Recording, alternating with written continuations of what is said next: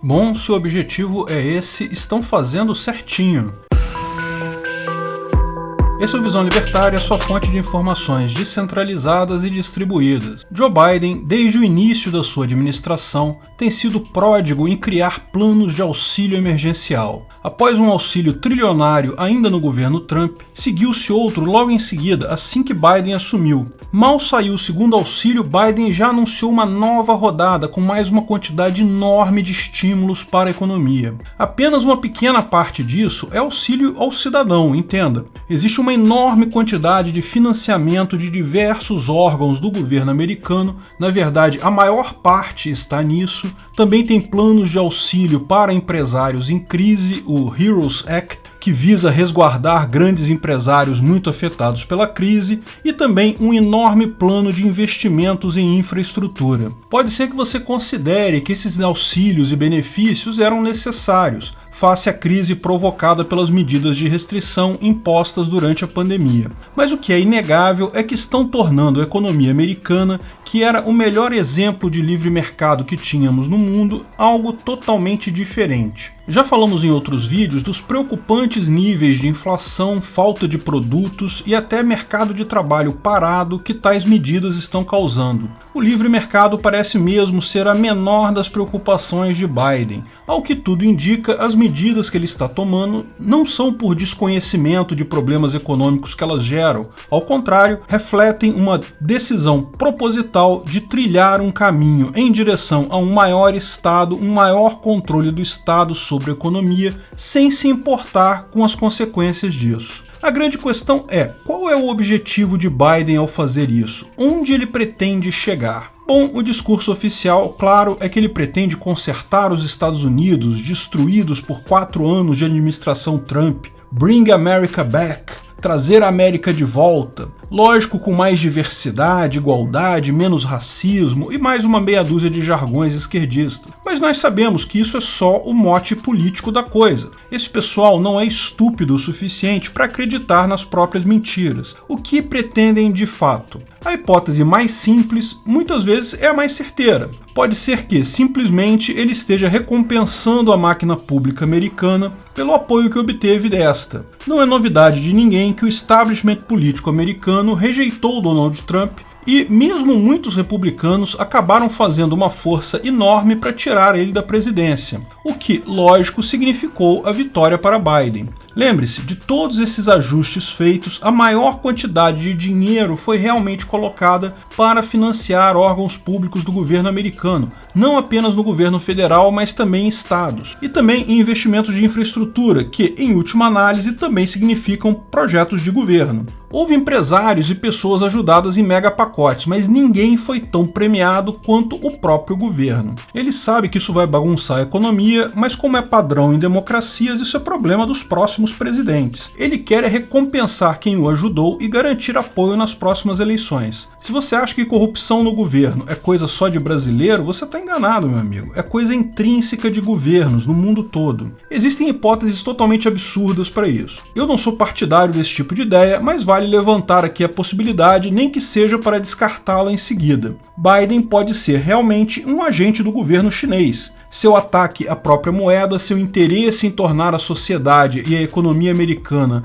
uma economia de terceiro mundo pode perfeitamente ser uma encomenda do governo chinês. Xi Jinping não esconde de ninguém que quer se tornar a próxima superpotência. Para isso, ele precisa vencer os Estados Unidos. Como eu disse, eu acho isso improvável. Que a China tenha uma diplomacia forte e muita influência nos Estados Unidos, não há dúvida. Que Biden pode ter laços maiores com a China do que Trump também é esperado. Mas achar que isso seria uma ação deliberada nesse sentido, eu acho absolutamente improvável. Outra hipótese aventada pelo Neto Guaraci do Coin Times é que Biden queira abandonar o dólar como moeda de troca mundial. Essa hipótese foi levantada com base em entrevistas de membros da equipe econômica de Biden no passado. O conselheiro de Joe Biden, o Jared Bernstein, disse ainda na administração Obama, em 2014, que novas pesquisas revelam que o que antes era um privilégio agora é um fardo. minando o crescimento do emprego, aumentando os déficits orçamentários e comerciais e inflando bolhas financeiras. Para colocar a economia americana nos trilhos, o governo precisa abandonar o seu compromisso de manter o status da moeda de reserva do dólar. Pense no que isso significa.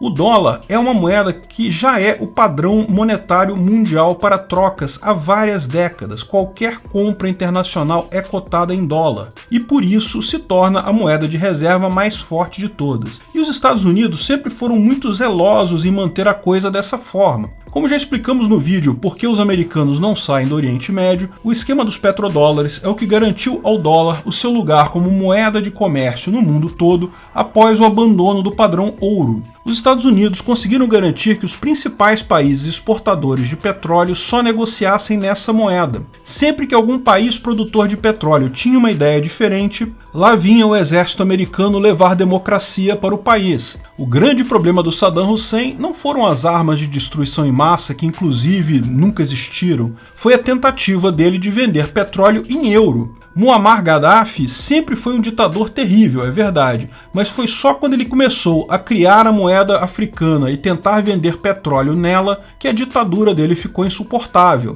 e lá foram os americanos levar democracia para a Líbia. Ter a moeda de comércio mundial é extremamente positivo para os Estados Unidos, porque permite que o governo americano imprima dinheiro e empurre a conta disso para o resto do mundo pagar. Lembra do efeito Cantillon? Imprimir dinheiro já é inflação, mas as pessoas mais próximas que recebem o dinheiro primeiro ganham vantagem em relação a quem recebe o dinheiro por último. As pessoas mais distantes acabam em desvantagem, e as pessoas mais distantes, no caso da impressão de moeda nos Estados Unidos, são os outros países. Eles acabam, de certa forma, pagando pela emissão de dinheiro americano.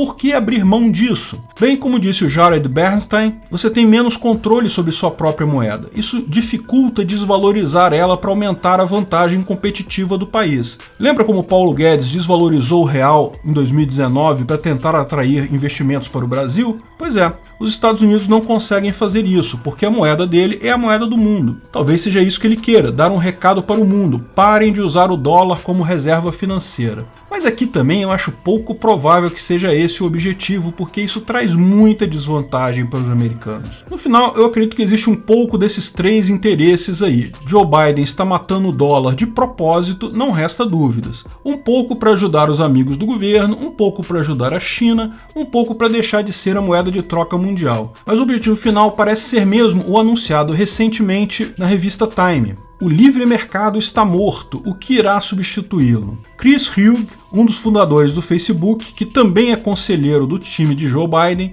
escreveu esse artigo há poucos dias. No artigo, ele assume o tradicional jargão da esquerda de que o livre mercado falhou. A crise de 2008 mostrou como o livre mercado iria colapsar se não fosse a intervenção do governo, então o que temos que fazer agora é substituir o livre mercado por um mecanismo mais igualitário, um modelo controlado da economia, em que o governo tem um papel mais central. Ele está perfeitamente alinhado ao discurso do Fórum Econômico Mundial. Vamos fazer um grande reset e reconstruir as coisas de forma melhor. Build Back Better é um jargão já comum na administração Biden. Os empresários americanos já aceitaram a tutoria dos estados. Muitos estão com dificuldades depois da crise causada pelas medidas restritivas da Covid-19.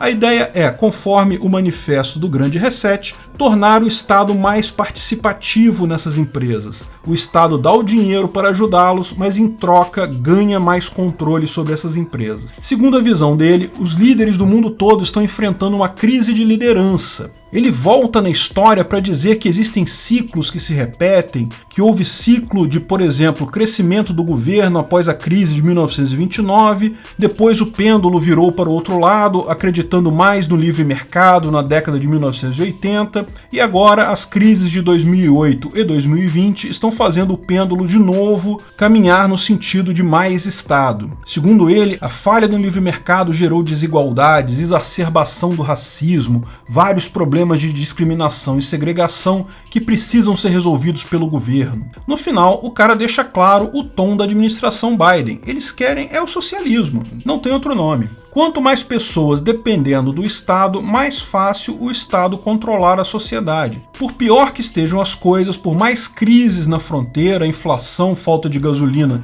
que estejam acontecendo, no final, se as pessoas dependem do Estado para viver, menor a chance delas brigarem contra o Estado. Esse pessoal não é burro, eles sabem que o problema não é aquilo que eles falam. Eles sabem que há sim uma crise de liderança no mundo, mas não devido aos problemas apontados pela minoria da esquerda. A crise de liderança advém da informação descentralizada e distribuída que acaba por tornar as pessoas mais capazes de se educar, entender o mundo, entender a diferença entre discursos de políticos e seus objetivos reais. A informação descentralizada e distribuída tende a dividir a sociedade conforme suas crenças. Eu não tenho dúvida alguma que existe uma bolha da esquerda que certamente vê esses problemas como muito sérios, mas não há dúvidas de que existe uma parte significativa da população que discorda e vê com muito mais preocupação outros temas, liberdade de expressão, armas e principalmente liberdade econômica de forma geral. Mas a esquerda americana se vê numa encruzilhada histórica. Ou eles dominam a população com dinheiro e conseguem gerar algum consenso forçado, ou o final dessa história é o enfraquecimento completo de qualquer governo.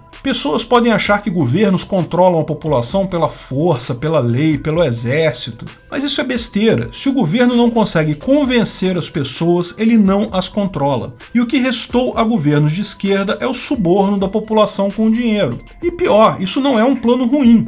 Todo mundo gosta de ganhar dinheiro e muita gente fica feliz recebendo alguma coisa e não fazendo nada da vida. Pode ser mesmo que esse plano dê certo, pelo menos por um tempo, mas é inevitável a ruína no médio prazo. Todo o controle centralizado da economia gera inevitavelmente ruína financeira devido ao problema do cálculo econômico. Essa opção clara do Biden pelo socialismo vai trazer alguns anos de problemas para os americanos e para o mundo todo por extensão. Mas no final, como a informação descentralizada e distribuída é inevitável, isso só vai fortalecer a ruína do governo mais adiante. Os esquerdistas acham que conseguem comprar sua saída para fora dessa crise. Não conseguem, principalmente porque a sociedade como um todo tem mecanismos agora para se proteger de grandes governos. Obrigado pela audiência. Esse artigo foi sugerido por Rodolfo Andrello e Rei dos Piratas, escrito e narrado por Peter Turguniev. Esse vídeo foi um oferecimento de armataweb.com, cloud e serviços de data center, 100% de compromisso com a satisfação e privacidade dos clientes. Aceitamos Bitcoin, veja o link na descrição do vídeo. Se você gostou desse vídeo, clique no like e compartilhe ele em suas redes sociais. Se inscreva no canal para nos ajudar, clicando no botão vermelho abaixo. Se quiser ser avisado de novos vídeos, clique no sininho ao lado. Até a próxima!